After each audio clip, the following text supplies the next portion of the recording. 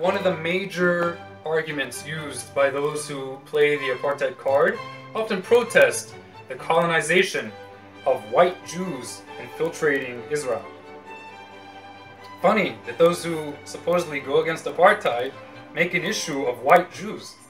And how ironic that if you walk around Israel, you'll see that the Israeli people are not just white, but are of every single color. Jews of Arab, Middle Eastern descent, Jews of African descent, Black Ethiopian Jews, Jews of every race. Israel is not a race. And as we already emphasized, Israeli population also consists of non-Jewish Israelis, Israeli Arabs. Apartheid is not, as we mentioned, one-on-one discrimination or even one-on-one hate between individuals. Apartheid is legislated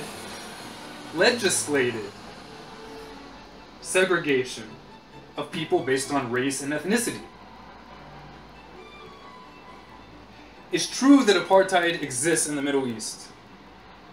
According to the Human Rights Watch organization, there is something akin to apartheid in Lebanon against Palestinians, where Lebanese legislation restricts Palestinians from various occupations.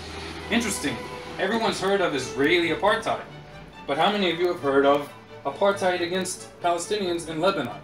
Unbelievably, the BBC, the New York Times, and even Al Jazeera have publicized the Palestinian Authority's official policy that any Palestinian who sells land or property to a Jew is liable to the death penalty. Who's guilty of apartheid here? I'm not attacking individual Palestinians. We're talking about government policy. So compare this mentality to Israel's 20% Israeli Arab population, who are assured, according to Israeli law, equal rights. 70% who, according to the Arab Center for Applied Social Research, prefer to remain Israeli citizens.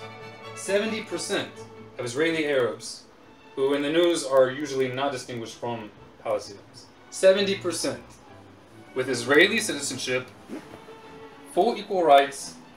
70% of Israeli Arabs prefer to remain in the Jewish apartheid state rather than have their communities annexed to a future Palestinian state. Now, why would that be? Apparently, there's something about this Israeli apartheid that they're missing.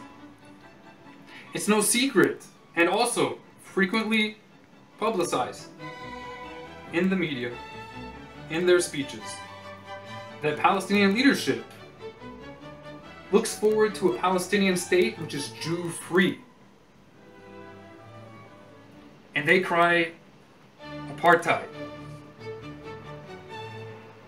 in reference to Israel, where 20% of the Israeli population are Israeli Arabs enjoying full equal rights.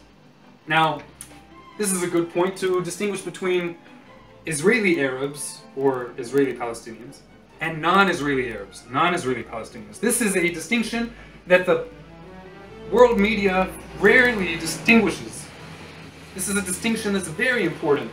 Again, this has nothing to do with race or ethnicity, but has everything to do with security and political differences.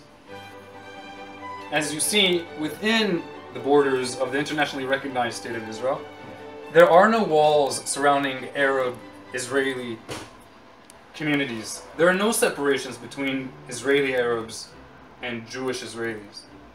They can buy and sell anywhere without having to worry about a death sentence, as is the case in Palestinian territories.